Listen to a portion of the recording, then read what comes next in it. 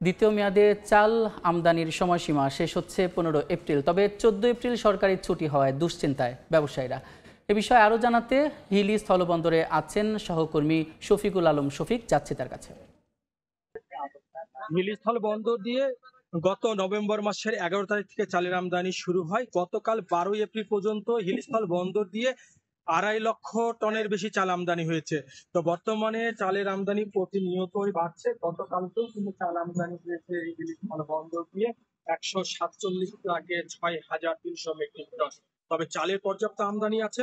তবে যেহেতু 15 এপ্রিল পর্যন্ত সরকার তার দ্বিতীয় মেয়াদের সময় বৃদ্ধি নির্ধারণ করেছে, তবে আর মাত্র আজকে দিন 3 কর্মদিবস আছে। তার মধ্যে গতকালকে যে আসলে ব্যবসায়ীরা বলছেন 14ই ফেব্রুয়ারি যে সরকারি ছুটি, সেই ছুটির দিনেও কিন্তু যেহেতু আমদানি রপ্তানি বন্ধ থাকার কথা রয়েছে, আর ভারতীয় ব্যবসায়ীদের সাথে আমদানিকারকরা কথা বলেছে, সেখানে ভারতের অভ্যন্তরে প্রায় 2 থেকে 250 ট্রাক দাঁড়িয়ে আছে, যেগুলো বাংলাদেশের ট্রাক ভর্তির ট্রাক, সেগুলো বাংলাদেশে প্রবেশের অপেক্ষায় দাঁড়িয়ে আছে।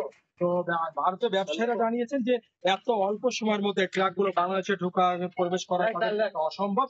ইতিমধ্যে আমাদের যে সিআইডি অ্যাসোসিয়েশনের যে সভাপতি বা কার্যকারী কমিটি, তারা ঊর্ধ্বতন কর্তৃপক্ষের সঙ্গে আলোচনা করেছে 14ই যে ফেব্রুয়ারি সেই দিনটা শুধুমাত্র আমদানি রপ্তানি চালু থাকবে, এমনটা তিনি জানিয়েছেন।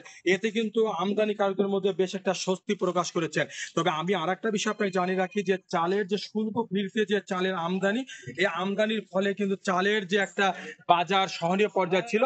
তো ব্যবসায়ীরা বলছেন যেহেতু ধান উঠতে এখনো 1 মাস সময় বাকি আছে, এই 1 মাস যদি সরকার চালের আমদানিটা যদি বৃদ্ধি করে, সেক্ষেত্রে বাজারে দাম সহনীয় পর্যায়ে আসবে। হিলি স্থলবন্দর থেকে চাল আমদানি নিয়ে এতদিকে ছিল আমার কাছে সর্বশেষ। হিলি স্থলবন্দর থেকে চাল আমদানির খবরাখবর জানাচ্ছিলেন সহকর্মী শফিক।